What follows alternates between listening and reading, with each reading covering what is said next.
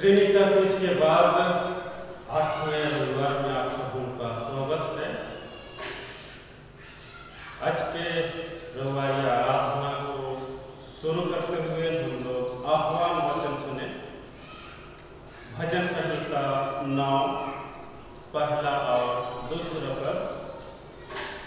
हे यहोवा परमेश्वर, मैं अपने पूर्ण मन से तेरा धन्यवाद करूंगा।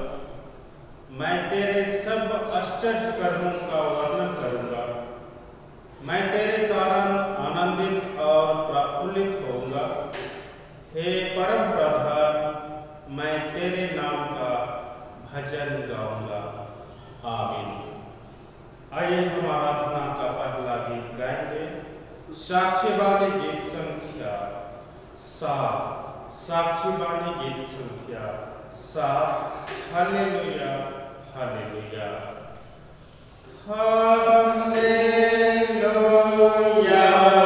हालेलुया।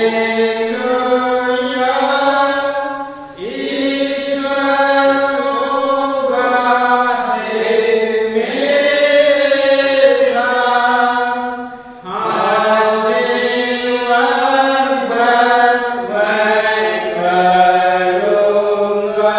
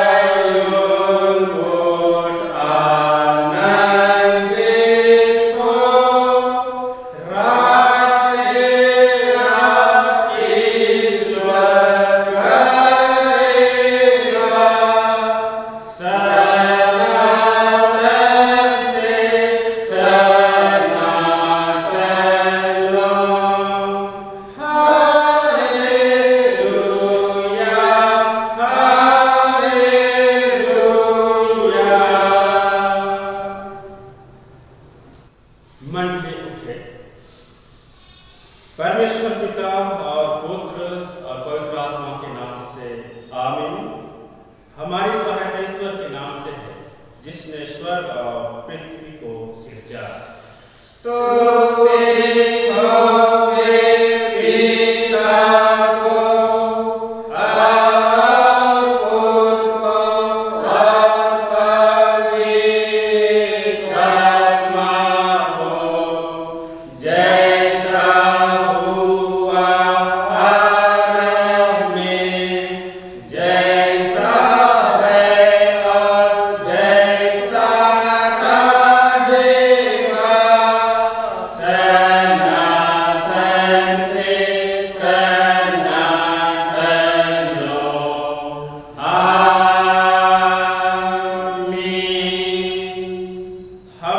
ईश्वर के सामने अपने पापों को दीनताई से मान लें। हे सर्वशक्तिमान ईश्वर पिता, हम दीनताई से अपने सब पाप और अपराधों को तेरे सम्मुख मान लेते हैं। तू अपने प्रिय पुत्र हमारे प्रभु यीशु क्रिस्ट के कारण हम पर दया दृष्टि कर और हमारे सब पापों को क्षमा कर। आमीन।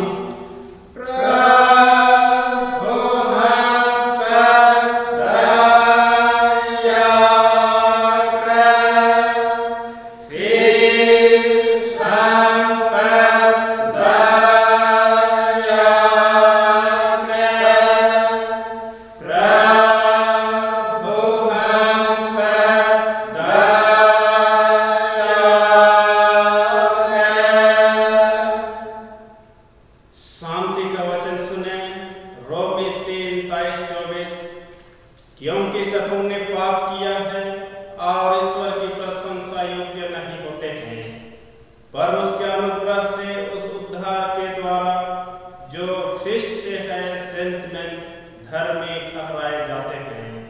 आमीन।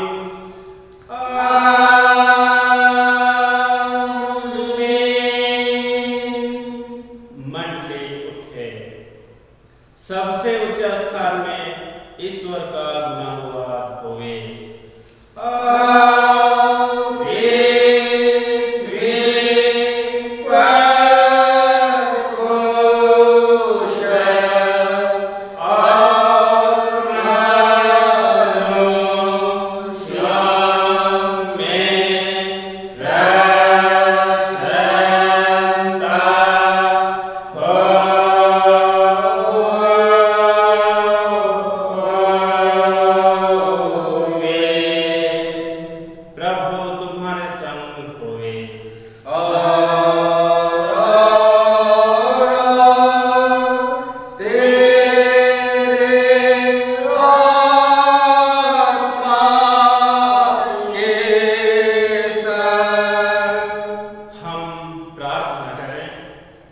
हे प्रभु परमेश्वर और स्वर्गवासी पिता, हम तुझे स्तुति और धन्यवाद देते हैं कि तूने अपने प्रिय पुत्र हमारे प्रभु यीशु ख्रिस्ट के द्वारा हमको पाप और मृत्यु और शैतान के बंधन से छुड़ाया है और अपनी निज जाति और बालक ठहराया है। हम तेरी विनती करते हैं कि तू पवित्र आत्मा से हमारी सहायता कर कि हम ऐसी तेरी कृपा को नित्य पहचान कर धन्यवाद के साथ ग्रहण करें और तेरी प्रसन्नता के योग्य चाल चले। हमारे मनों को पवित्र कर कि पाप हम में प्रभुता करने न पाए, वरन कि हम भले कार्यों के द्वारा इस संसार में ज्योति के समान हों, जिससे और लोग देखकर तेरी स्तुति करें। जीवन भर तो हमको अपने मार्ग पर चला कि हम इसके बाद स्वर्ग राज में पहुंचकर अनंत जीवन प्राप्त करें, हमारे प्रभु यीशु ख्रिस्ट के द्वारा।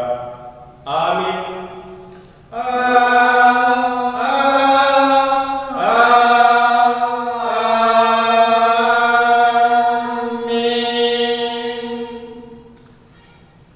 आज के लिए ठहराया हुआ परमेश्वर का पहला पाठ वचन हम सुने, जो हमें मिलता है मत्ती रचित सुसमाचार 12वां अध्याय 46वें पद से आगे अंतिम पद में। मत्ती रचित सुसमाचार अध्याय संख्या 12 46 से अंतिम पद में। यहाँ वचन इस प्रकार लिखा हुआ है। यीशु की माता और भाई। जब वह भीड़ से बातें कर ही रहा था, तब उसकी माता और भाई बाहर खड़े थे और उससे बातें करना चाहते थे। किसी ने उससे कहा, देख, तेरी माता और तेरे भाई बाहर खड़े हैं और तुझसे बातें करना चाहते हैं। यह सुनकर उसने कहने वाले को उत्तर दिया, कौन है मेरी माता और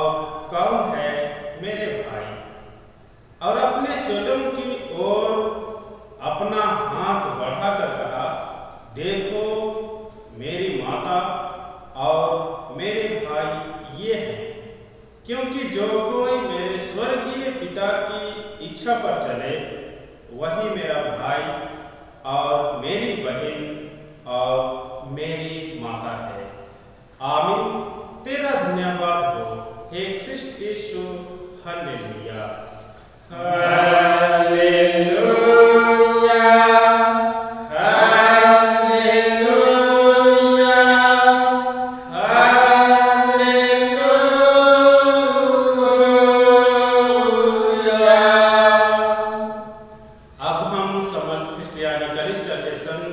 अपना महापवित्र विश्वास मान लेके यूं कहें, मैं विश्वास करता हूँ परमेश्वर पिता पर जो स्वर्ग और पृथ्वी का सर्वशक्तिमान सृजनहार है, और उसके एकलौते पुत्र अपने प्रभु यीशु ख्रिस्त पर जो पवित्र आत्मा से गर्भ में आया, कुंवारी मरियम से उत्पन्न हुआ, पारदूष पिलातुस के आज्ञा से उठाया, क्रूस पर चढ़ाया गया, मर गया और गाड़ा गया, पाताल में उतरा, तीसरे दिन मृतकों में से जी उठा, स्वर्ग पर चढ़ गया और परमेश्वर सर्वशक्तिमान पिता के दाहिने हाथ बैठा, जहाँ से वह जीवितों और मृतकों का विचार करने को फिर आएगा। मैं विश्वास करता हूँ पवित्र आत्मा पर, एक ही पवित्र क्रिश्चियानी कलीसिया, पवित्रों की शरण, पापों की क्षमा, देह के जी उठने और अनंत जीवन पर। आमीन। आमीन। आमीन।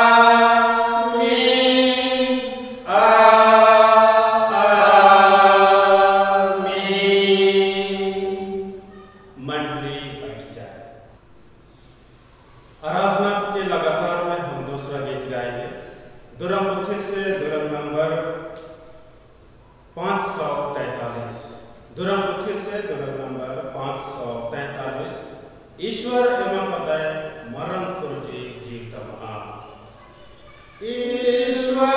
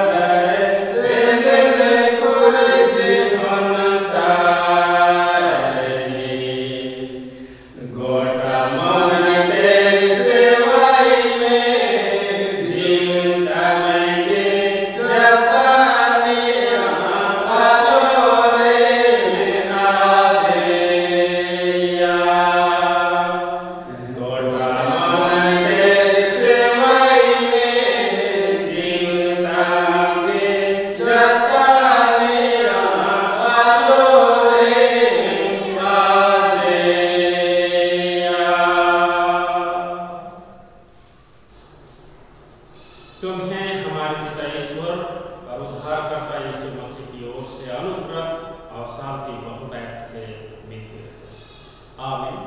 मंडली उठे हम प्रार्थना करें। सामर्थ्य प्रेमी पिता परमेश्वर, आज के इस पवित्र दिन के लिए तुझे सारे मन से धन्यवाद देते हैं। तेरे पवित्र नाम को सराहते, तेरी स्तुति करते हैं। धन्यवाद मनों से तेरी पवित्र संगति में जोड़े जाते हैं। हे परमेश्वर, हम इस समय तेरे निर्मल जीवित वचन में से सुनना समझना चाहते हैं। तो आप ही हम सबों के बीच में हो, अपनी पवित्र आत्मा के द्वारा से हमें अगुवाई प्रदान कर। वचन की आशीष हम हर एक के जीवन में होने पाए। हे परमेश्वर, वचन को सुनने और समझने में हमारी सहायता कर। गुनाहों को क्षमा कर। दिन यीशु के नाम से मांगते हैं, सुन अनुग्रह से ग्रहण करें। आमीन। आज के लिए खाया हुआ उपदेश वचन जो हमें मिलता है रोमियो के नाम पौलुस प्रेरित की पत्री, रोमियो 8:12 से 17। रोमी 8:12 से 17। यहाँ परमेश्वर का जीवित वचन इस प्रकार लिखा हुआ है। इसलिए हे भाइयों, हम शरीर के कर्जदार नहीं कि शरीर के अनुसार दिन काटें, क्योंकि यदि तुम शरीर के अनुसार दिन काटोगे तो मरोगे। यदि आत्मा से देह की क्रियाओं को मारोगे तो जीवित रहोगे। इसलिए कि जितने लोग परमेश्वर के आत्मा के चलाए चलते हैं वे ही परमेश्वर के पुत्र हैं। क्योंकि तुमको दासत्व की आत्मा नहीं मिली कि फिर भयभीत हो, परंतु लेपालकपन की आत्मा मिली है, जिससे हम हे अब्बा, हे पिता कहकर पुकारते हैं। आत्मा आप ही हमारी आत्मा के साथ गवाही देता है कि हम परमेश्वर की संतान हैं, और यदि संतान हैं तो वारिस भी, वरन परमेश्वर के वारिस और मसीह के संगी वारिस हैं, कि जब हम उसके साथ दुख उठाएं तो उसके साथ महिमा भी पाएं। आमीन। मंडली बैठ जाए। ख्रिस्त यीशु में प्यारे भाइयों तथा बहनों, आज पुनः हम परमेश्वर की पवित्र संगति में अपने जीवन को पाते हैं, और इसी समय हम परमेश्वर के निकट धन्यवाद मन भेंट सहित उपस्थित किए जाते हैं। आज के पवित्र वचन जो उपदेश वचन के रूप में रखा गया है, इस उपदेश वचन का मूल वचन जैसा यहाँ शीर्षक में लिखा हुआ है, पवित्र आत्मा के द्वारा जीवन, मूल वचन के रूप में हम रखते हैं। परमेश्वर ने हमें अपना निज संतान होने के लिए बुलाया है, हमें चुना है, नियुक्त किया है। यूहन्ना 15:16 में परमेश्वर कहता है, तुमने मुझे नहीं चुना, परंतु मैंने तुम्हें चुना और नियुक्त किया है ताकि तुम फल लो। और तब तो प्यारे भाई तथा बहनों, इस प्रकार से मसीही बपतिस्मा पाने के द्वारा से परमेश्वर के संतान होने के लिए बुलाया जाता है, और वह परमेश्वर की संतान के झुंड का हो जाता है। और इसमें परमेश्वर के इस झुंड में उसके न केवल जीवन का अस्तित्व ही, परंतु उसका रुख भी, मार्ग भी बदल जाता है। और इस निमित्त पवित्र आत्मा स्वयं साक्षी देता है और आत्मा के अनुसार जीवन जीने के लिए ख्रिस्त विश्वासी को, मसीही को अगुवाई भी मिलता है। परमेश्वर का आत्मा हम में वास करता है। विश्वासी के मन हृदय में परमेश्वर का वास होता है। उसमें परमेश्वर अपना वास स्थान बना लेता है, अर्थात हमारा मन हृदय परमेश्वर का वास स्थान है। और तब आत्मा आप ही गवाही देता है कि हम परमेश्वर के संतान हैं, हम परमेश्वर के बेटे और बेटियां हैं। और इसी अधिकार से हम परमेश्वर को हे पिता कहकर पुकारते हैं और हम उससे, परमेश्वर से प्रार्थना करने का बल, ताकत और साहस प्राप्त करते हैं। अतः परमेश्वर के समीप रहकर मसीही जीवन दासत्व या भय का जीवन नहीं, बल्कि मसीही जीवन मसीह के साथ बने रहने का जीवन है। मसीही जीवन दासत्व और भय का जीवन नहीं है, और न ही मसीही जीवन अपने शरीर की इच्छाओं को पूरी करने का जीवन है। मसीही जीवन एक आत्मिक क्षेत्र है। मसीही का कार्य एक आत्मिक क्षेत्र है। उनका कार्य आत्मिक होता है और इसी क्षेत्र से वह अन्य क्षेत्र में जाकर अपना योगदान, अपना सेवा और सहायता का कार्य करता है। सो प्यारे भाई और बहनों, परमेश्वर ने हमें निज संतान होने के लिए बुलाया है और हमें बेपालकपन की आत्मा दिया है। अतः हम आत्मा के अनुसार जीवन बिताएं, आत्मा के अनुसार हमारा जीवन हो, जिसमें वचन के अनुसार हम 3 खंडों में वचन पर प्रकाश करेंगे, मनन चिंतन करेंगे। पहला खंड पद 12 से 14 है। हम पापी स्वभाव के ऋणी व कृतज्ञ नहीं। पहला खंड का विशेष बिंदु है कि हम पापी स्वभाव के ऋणी व कृतज्ञ नहीं। प्यारे भाई और बहनों, वचन यहाँ लिखता है, हम शरीर के कर्जदार नहीं कि शरीर के अनुसार दिन काटें। हम शरीर के कर्जदार नहीं, हम उसके वश में नहीं हैं कि हम शरीर के अनुसार दिन काटे, जीवन बिताएं। हम अपने पापी स्वभाव के अनुसार जीवन जीने के लिए विवश नहीं हैं, क्योंकि यीशु मसीह ने उस ऋण को चुकाया जिसने हमारे पाप के खातिर हमें कर्जदार बनाया था।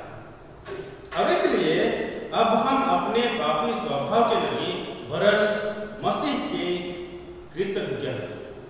मसीह में जीवन जीने के लिए हम विवश हैं। और तब यदि हम शरीर के अनुसार अर्थात पापी स्वभाव के अनुसार अब भी जीवन बिताएंगे तो हम मृत्यु को प्राप्त करेंगे। यहाँ लिखता है, क्योंकि यदि तुम शरीर के अनुसार दिन काटोगे तो मरोगे।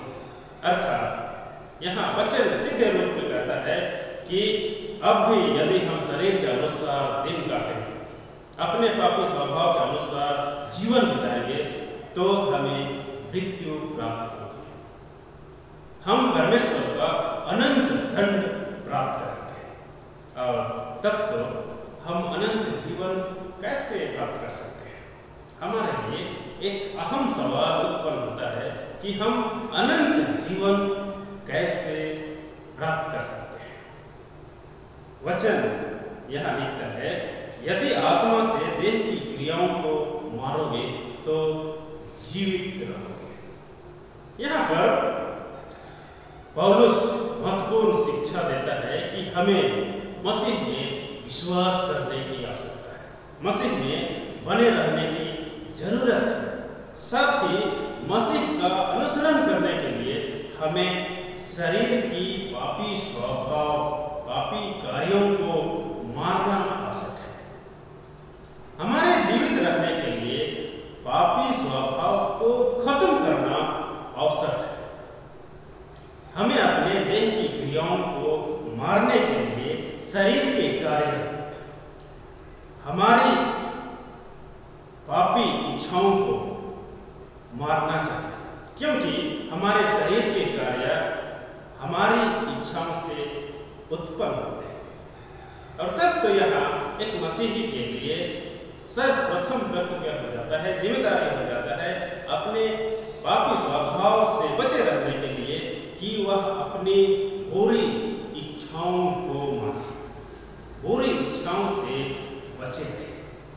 और तब हमें केवल बाहरी रूप से नहीं बल्कि आंतरिक रूप से धर्मी प्रकट होना चाहिए। हमें आंतरिक रूप से धर्मी होना चाहिए। हमें पापी स्वभाव के कार्यों को मारने के लिए पवित्र आत्मा की मदद के लिए प्रार्थना करना चाहिए। पवित्र आत्मा की मदद की जरूरत हम सबों को आत्मा के अनुसार जीवन व्यतीत करने में महसूस होती है। अर्थात पवित्र आत्मा के द्वारा से हम आत्मा के अनुसार जीवन व्यतीत कर सकते हैं, और इसलिए हमें पवित्र आत्मा की मदद की जरूरत है, क्योंकि पवित्र आत्मा धर्मी जीवन जीने में हमारी मदद करने के लिए सदा हमारे साथ रहता है। और तब पवित्र आत्मा की अगुवाई में चलने वाले लोग ही परमेश्वर के संतान कहे जा सकते हैं। निश्चय करके परमेश्वर जगत का सृष्टि करता है, परमेश्वर सभी लोगों का सृष्टि करता है, परंतु वह केवल पवित्र आत्मा की अगुवाई में चलने वाले लोगों का पिता है। पहले पाठ वचन में भी हमने सुना है कि यीशु मसीह अपने चेलों की ओर हाथ दिखाते हुए कहता है, ये मेरे भाई हैं, ये मेरे बहन हैं। जो लोग परमेश्वर के वचन के अनुसार जीवन व्यतीत करते हैं, वे भी उसके भाई, उसके बहन, उसके माता और पिता हो सकते हैं। और तब तो यहाँ हमें परमेश्वर के वचन के अनुसार जीवन निर्वाह करना है। दूसरा खंड पद 15 और 16 है, हम परमेश्वर के संतान हैं। दूसरा खंड, हम परमेश्वर के संतान हैं। प्यारे भाई तथा बहनों, परमेश्वर ने हमें अपना निज संतान बनाया है। हम परमेश्वर के संतान हैं। हमें बेपालकपन का आत्मा मिला है, हमें परमेश्वर का आत्मा मिला है। पवित्र आत्मा हमें परमेश्वर के संतान बनाता है। हम पवित्र आत्मा के कारण परमेश्वर को अब्बा या पिता कहकर पुकारने की सामर्थ्य रखते हैं। पवित्र आत्मा हमें निश्चय दिलाता है कि हम सचमुच में परमेश्वर के संतान हैं, परमेश्वर के निज प्रजा हैं, बेटे और बेटियां हैं। पवित्र आत्मा खुद हमारे आत्मा अर्थात हमारे अंदर के विवेक के साथ गवाही देता है कि हम परमेश्वर के संतान हैं। तीसरा और अंतिम खंड पद 17, हम परमेश्वर के राज के वारिस हैं। तीसरे खंड में यहां हम पाते हैं कि हम परमेश्वर के राज के वारिस हैं। प्यारे भाई और बहनों, हम शरीर के कर्जदार नहीं, हम शरीर के अनुसार दिन व्यतीत करने को विवश नहीं है। हम परमेश्वर के संतान हैं, और तब तो संतान होने के कारण वारिस भी हैं, उत्तराधिकारी भी हैं। लेकिन पौलुस यहाँ एक महत्वपूर्ण बात को रखता है कि हम मसीह के साथ उत्तराधिकारी महिमा में संभागी होते हैं, इसके साथ ही साथ हम उसके दुख में भी सहभागी होते हैं। कहने का अर्थ है कि हम यीशु मसीह के महिमा में संभागी हैं और उसके साथ हम यीशु मसीह के दुख में भी शामिल हैं। अर्थात यदि हम उसके साथ, मसीह के साथ दुख में भागी नहीं होना चाहते हैं तो उसके महिमा में भी हम सहभागी नहीं होंगे। और तब तो वचन यह अगुवाई करता है कि हमें यीशु मसीह के दुख में भी और उसके महिमा में भी सहभागिता देना, हमें अपनी संगति, अपनी उपस्थिति देना है। प्यारे भाइयों तथा बहनों, मसीहियों के पास दो प्रकार के क्रूस होते हैं। पहला क्रूस जिस पर हमारा पुराना मनुष्यत्व क्रूस पर चढ़ाया जाता है, और दूसरा क्रूस दुख और सताव है जो मसीह यीशु के पीछे चलने के कारण हमारे जीवन में आता है। यीशु ने हमारे खातिर वह पहला क्रूस उठा लिया। हमारे पापों के बदले यीशु मसीह क्रूस पर बलिदान, हमारे पापों को क्रूस पर चढ़ा दिया। अब हमें आवश्यकता है कि हम दूसरा क्रूस को अपने कांधों पर उठाएं। हमें वह दूसरा क्रूस उठाने की आवश्यकता है। और तब तो यदि हम मसीह के साथ महिमा में राज करना चाहते हैं, परमेश्वर की निज प्रजा बनना चाहते हैं, उसके बेटे और बेटियां बनकर रहना चाहते हैं, वारिस बनना चाहते हैं, तो हमें वह दूसरा क्रूस जो यीशु मसीह को ग्रहण करने के कारण हमारे के जीवन में दुख, सताव, पीड़ा, विभिन्न प्रकार की कठिनाइयां आती हैं, उस दुख को, उस क्रूस को हमें उठाने की आवश्यकता है। मरकुस रचित सुसमाचार 8वें अध्याय 34वें पद में यीशु कहता है, जो कोई मेरे पीछे आना चाहे वह अपने आपे से इनकार करे और अपना क्रूस उठाकर मेरे पीछे हो ले। अतः हमें अपना क्रूस उठाकर मसीह यीशु के साथ समर्पित हो जाना, यीशु मसीह के पीछे पीछे निरंतर बढ़ना है। सो प्यारे भाई तथा बहनों, हम परमेश्वर के संतान हैं और परमेश्वर के राज के वारिस और मसीह यीशु के संगी वारिस हैं।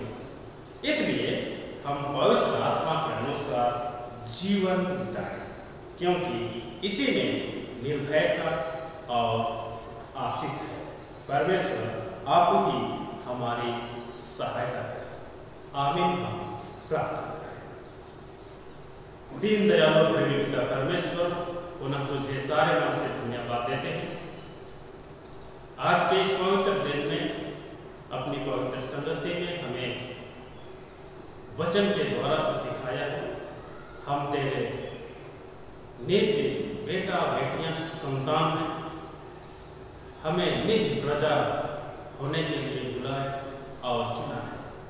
हे परमेश्वर, हम उसी बुलाहट को अनुभव करते हुए, स्वीकार करते हुए, आत्मा के अनुसार संपूर्ण जीवन को व्यतीत कर सके, तो आप ही हम सबों के साथ होकर हमारी सहायता कर, अगुवाई प्रदान कर कि जीवन पर्यंत हम तेरी इच्छा और योजना के अनुसार अपने जीवन को व्यतीत कर सके।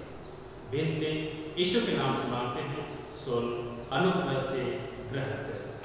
आमीन। और ईश्वर की शांति जो समस्त ज्ञान से ऊर्ध्व है, ख्रिस्त यीशु में प्रत्येक के हृदय और मन की रक्षा करे अब से सदा।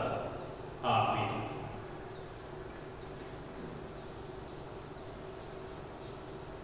आराधना के अंत में तीसरा गीत गाएंगे, साक्षी वाणी गीत संख्या 146। साक्षी वाणी गीत संख्या 146। और इसी गीत को गाते हुए हम दान जमा करेंगे। यीशु के पीछे मैं चलने लगा। यीशु के पीछे मैं चलने लगा। यीशु के पीछे मैं चलने लगा। यीशु के पीछे मैं चलने लगा। ना लौटूंगा, ना लौटूंगा, ना लौटूंगा।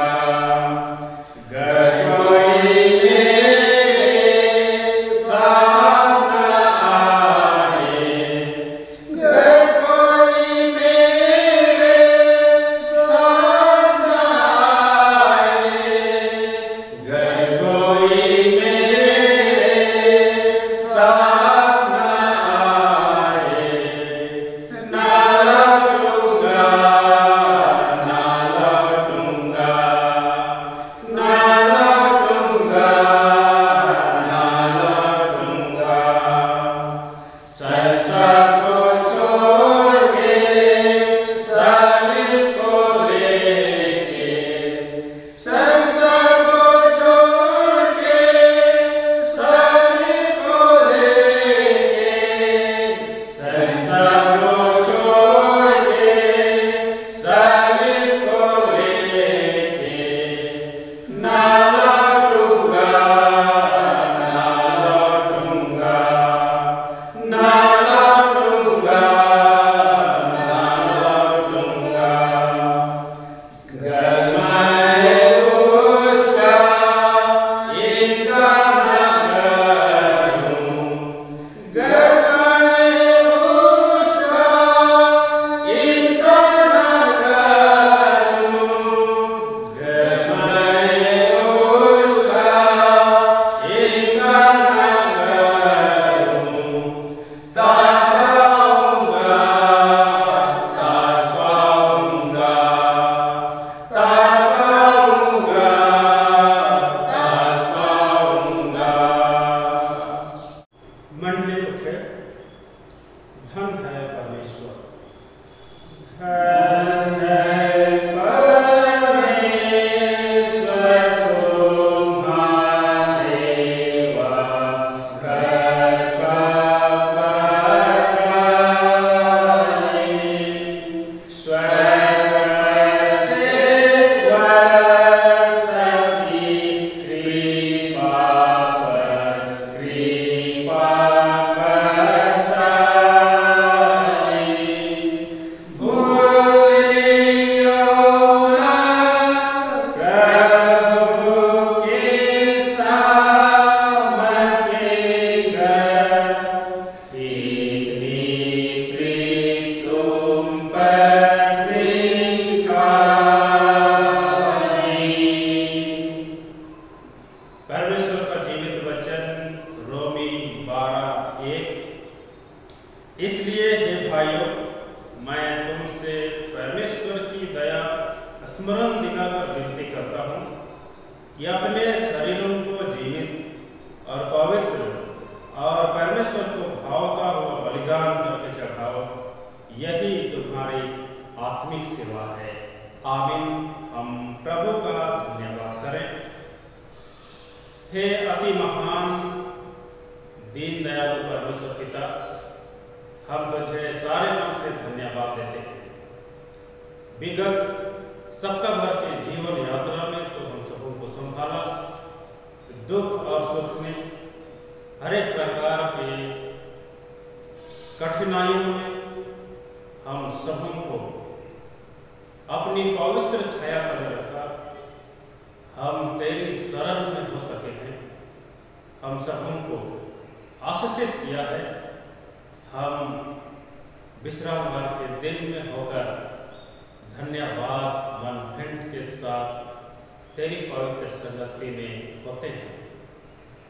हे वो परमेश्वर, एक नया जीवन, आशीषित जीवन हम हरेक के जीवन पर तूने प्रकट किया है। प्यारे पिता परमेश्वर, विनती करते हैं आने वाला बाकी जीवन यात्रा में हम तेरे पवित्र सामर्थ्य हाथों में समर्पित हो जाते हैं, तो हम सबों के जीवन में सफलता, आशीष, अनुग्रह और कृपा दृष्टि को बहुत ऐसे होने दे। बाकी जीवन यात्रा हम तेरे डर भय प्रेम में, तेरी सुरक्षा में, तेरी आड़ में जीवन निर्वाह कर सके और सफलवंत होकर पुनः धन्यवादी मन घंट सहित तेरे निकट पाए जाए। हे वह परमेश्वर, हर एक प्रकार के रोग, नाना प्रकार की सकीति से हम सबों को सुरक्षित रख, हमें सुरक्षा प्रदान कर, हम हर एक तेरी सुरक्षा में पाए जाएं।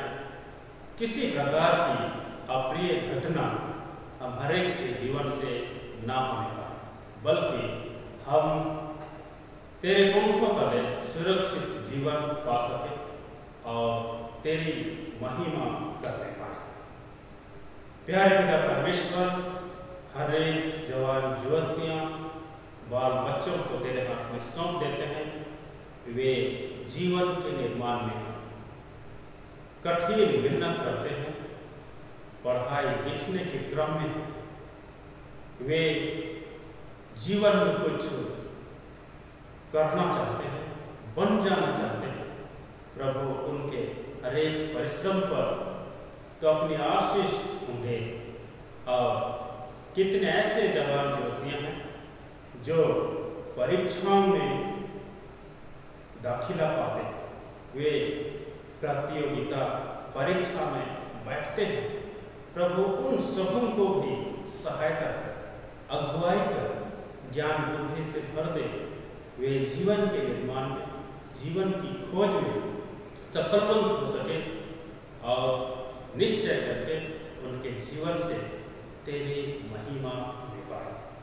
संसारिक अभिलाषाओं, शारीरिक अभिलाषाओं से बच्चों को, जवान युवतियों को तो बचा, सभी को ज्ञान बुद्धि दे कि संसारिकता से वे परे रहे, संसारिक बातों से वे अलग रहे, तेरे डर भय प्रेम में बने रहे।